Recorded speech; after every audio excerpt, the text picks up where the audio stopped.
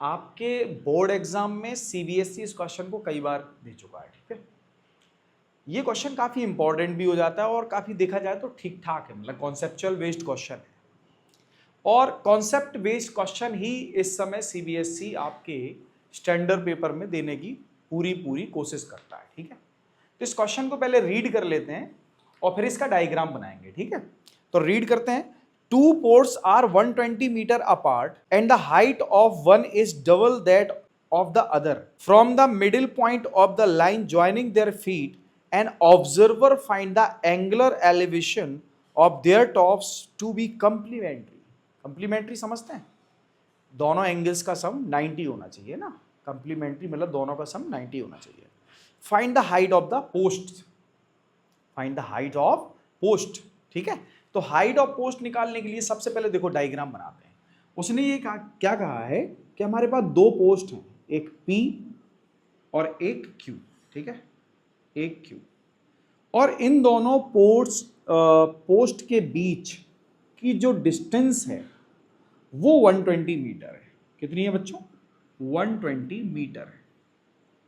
ये बात आ गई होगी समझ में, ये बात आ गई होगी समझ में, ठीक है।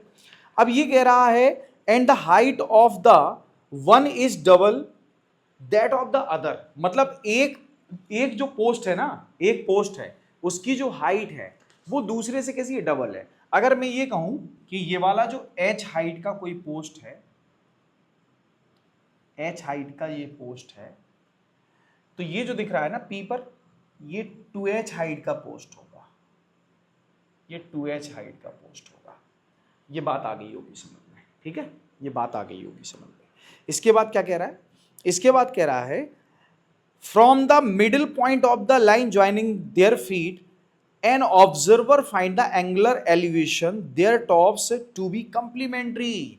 ये दोनों फीट्स को, मतलब दोनों पोस्ट के फीट्स यानी कि P और Q को ज्वाइन करने वाली लाइन PQ के मिड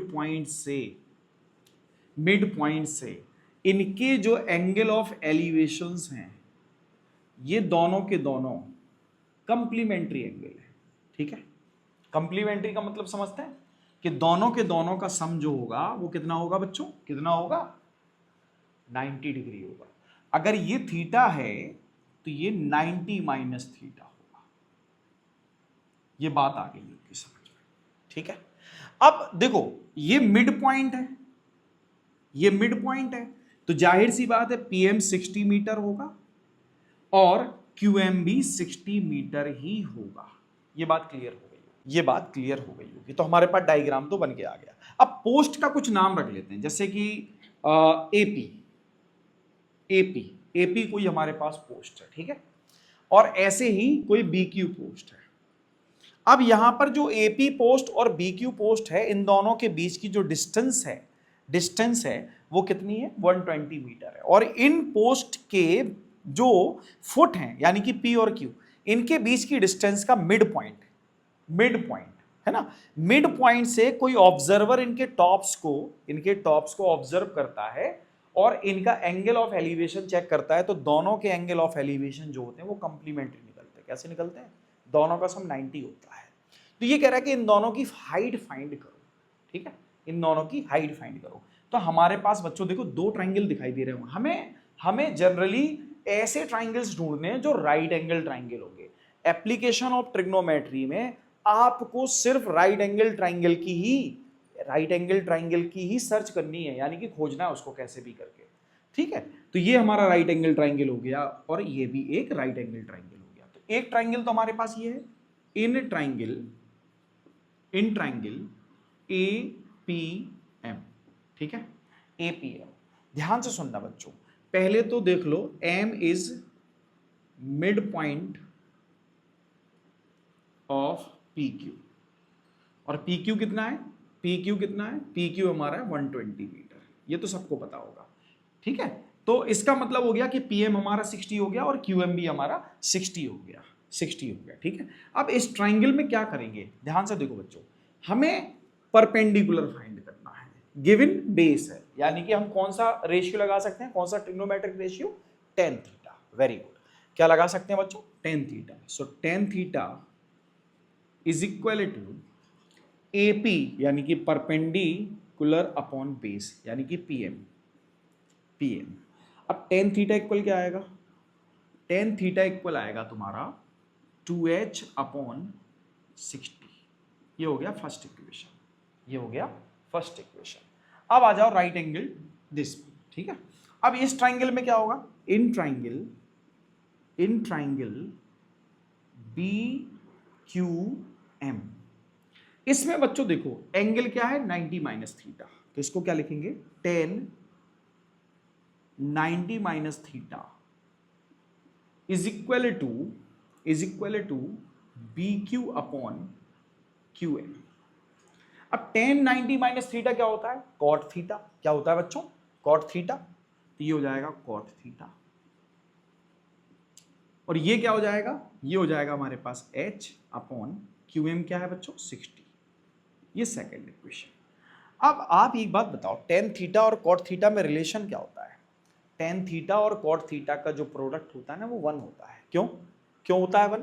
देखो ध्यान से, अगर हम टेन थीटा का प्रोडक्ट कॉट थीटा से कराते हैं, तो ये टेन थीटा और कॉट थीटा का मतलब 1 अपॉन टेन थीटा, इसका मतलब क्या है? 1, ठीक है। तो इसका मतलब अगर हम इक्वेशन फर्स्ट और सेकंड का प्रोडक्ट करा दें, equation first cross equation second, यानी कि इनका प्रोडक्ट करा दें, तो हम लेफ्ट का यानी कि tan theta multiply cot theta is equal to ये हो जाएगा 2H upon 60 multiply H upon 30 ना, ये भी 60 होगा, है ना, ये भी 60 ही होगा।